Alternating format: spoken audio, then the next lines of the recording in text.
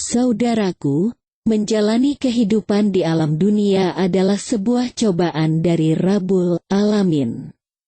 Allah Ta'ala berfirman, yang artinya, yang menciptakan kematian dan kehidupan untuk menguji kalian.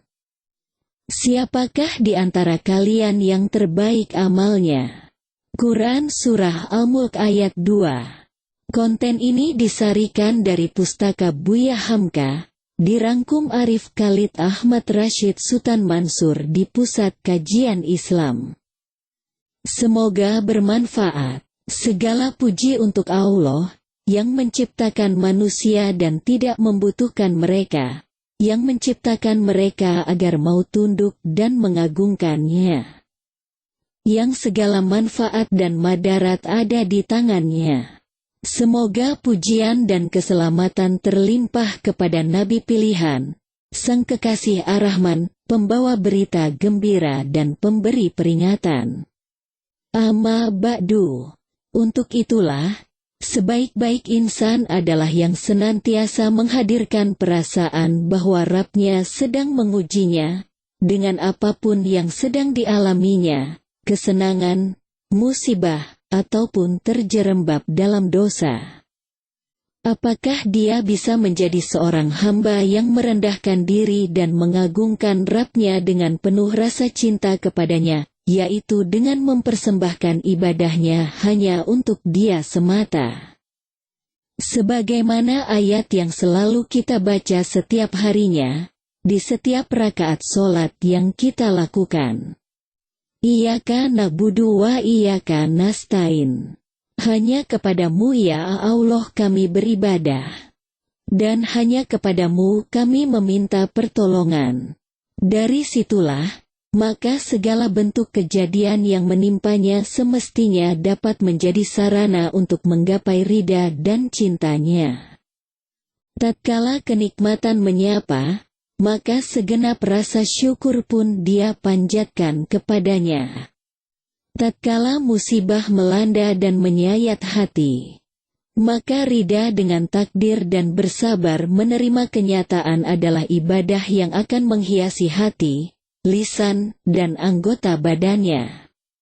Demikian pula, ketika hawa nafsu dan bujukan syaitan memperdaya dirinya sehingga dia pun menerjang larangan atau melalaikan kewajibannya, maka kesejukan taubat dan air mata penyesalan akan menghampiri jiwanya.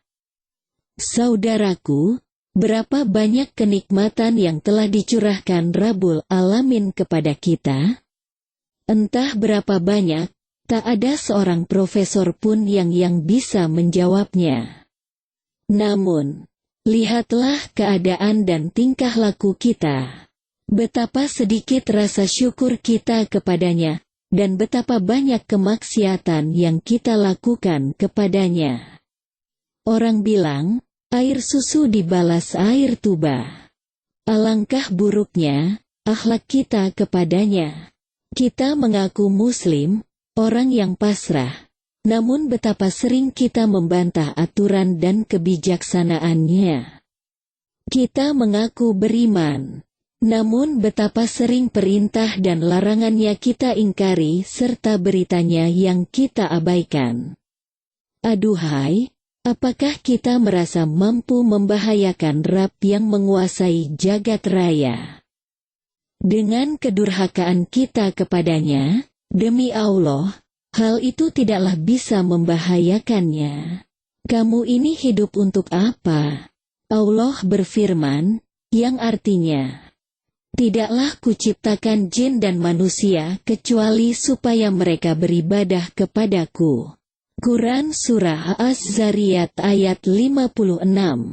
Saudaraku, banyak orang mengira dengan maksiat mereka akan meraih bahagia. Padahal, sebaliknya, kebahagiaan sejati tak pernah bisa diraih dengan kedurhakaan kepadanya. Seorang profesor yang mulia Syekh Abdur Razak bin Abdul Muhsin Al-Abad Hafizahullah beberapa waktu lalu dalam ceramahnya di Masjid Istiqlal Jakarta menyampaikan nasihat yang sangat indah untuk kaum muslimin di Indonesia. Beliau berkata, "As-sa'adah biyadillah, walatunalu ila bi ta'atillah." Kebahagiaan itu ada di tangan Allah, dan ia tak akan diraih kecuali dengan taat kepada Allah. Sebuah kalimat yang ringkas, namun syarat akan makna. Semoga Allah membalas beliau dengan sebaik-baik balasan atas nasihat dan arahannya untuk kita. Saudaraku, demikianlah kenyataannya. Tak ada setetes pun kebahagiaan yang hakiki yang akan diperoleh seorang hamba yang lemah dan penuh dengan kekurangan kecuali dengan cara tunduk dan taat kepada Rabb yang menciptakannya. Oleh sebab itu, Allah mengingatkan segenap insan di alam dunia ini bahwa keberuntungan dan kebahagiaan hanya diberikan kepada mereka yang benar-benar taat dan mengabdi kepadanya. Allah berfirman, yang artinya, demi masa, sesungguhnya semua orang benar-benar dalam kerugian, kecuali orang-orang yang beriman dan beramal salih. Serta saling menasehati dalam kebenaran dan saling menasehati dalam kesabaran. Quran Surah Al-Asyr ayat 1 hingga ayat 3. Allah juga mengingatkan, yang artinya, barang siapa yang mengikuti petunjukku, maka dia tidak akan sesat dan tidak akan binasa. Quran Surah Taha ayat 123. Allah berfirman, yang artinya, barang siapa yang dibebaskan dari neraka dan dimasukkan ke dalam surga, maka sesungguhnya dia telah beruntung, sukses. Tidaklah kehidupan dunia ini melainkan sekedar kesenangan yang menipu. Quran Surah Ali Imran ayat 185. Allah Azza wa Jalla juga menyatakan, yang artinya, adapun barang siapa yang merasa takut akan kedudukan Rabb-Nya dan menahan dirinya dari memperturutkan hawa nafsunya, maka surgalah tempat kembalinya. Quran Surah An-Nazi'at ayat 40 dan ayat 41. Ibnu Abil Is al-Hanafi rahimahullah berkata, tidak ada kehidupan bagi hati, tidak juga kesenangan dan ketenangan, kecuali dengan cara mengenal Rabb, sesembahan, dan pencipta dirinya. Yaitu dengan mengenal nama-nama, sifat-sifat, serta perbuatan-perbuatannya. Di samping itu semua, dia menjadikan Allah sebagai sesuatu yang lebih dicintainya di atas segala-galanya. Oleh sebab itulah, usaha yang dilakukannya di alam dunia ini, adalah untuk melakukan perkara-perkara yang dapat mendekatkan diri kepadanya. Bukan kepada selainnya yang mereka itu semua adalah makhluknya.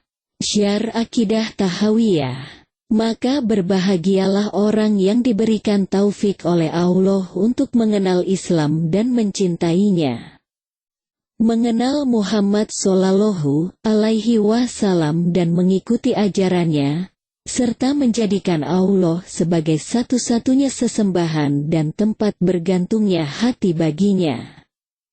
Rasulullah Shallallahu Alaihi Wasallam bersabda, akan bisa merasakan lezatnya iman, yaitu orang yang ridha Allah sebagai Rabb-Nya, ridha Islam sebagai agama, dan Muhammad Shallallahu Alaihi Wasallam sebagai Rasul.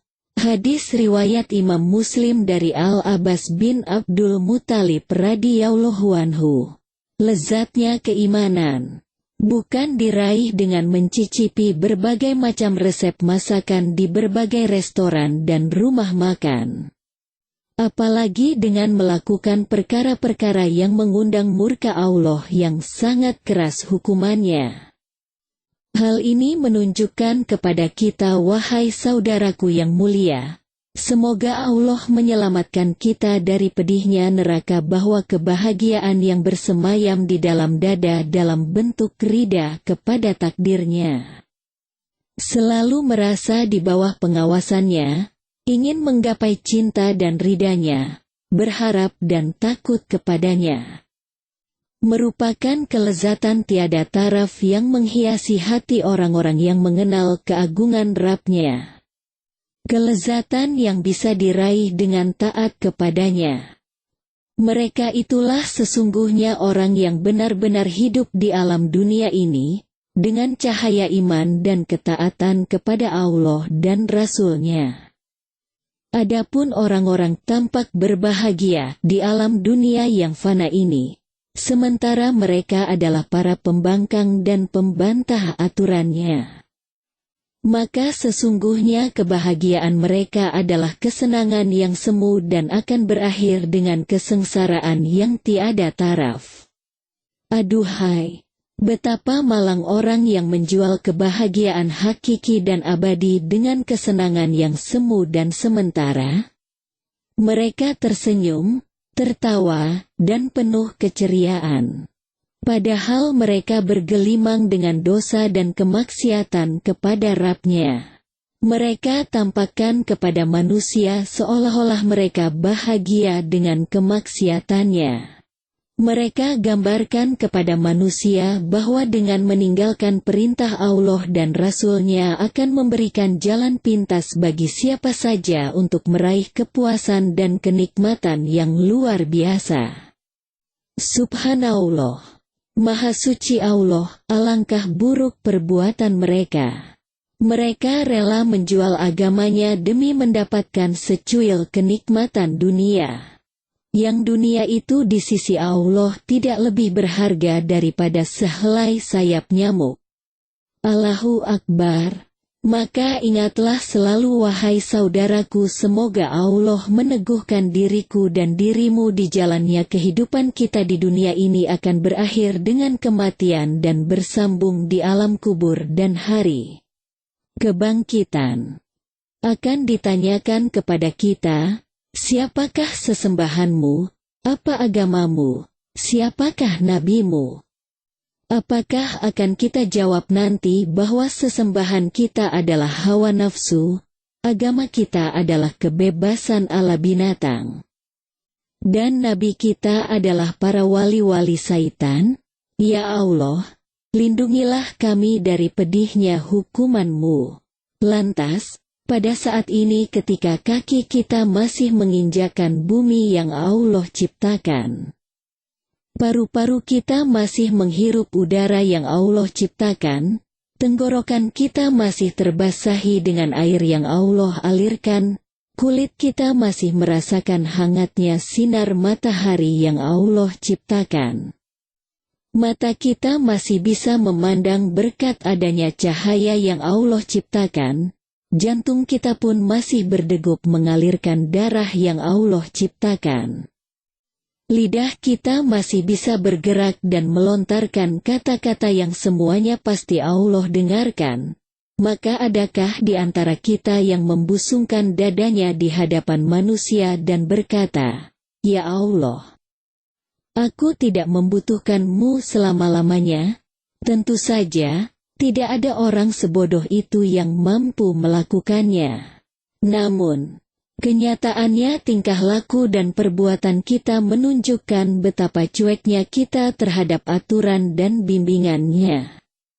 Seolah-olah tidak ada gunanya Allah mengutus Rasul-Nya.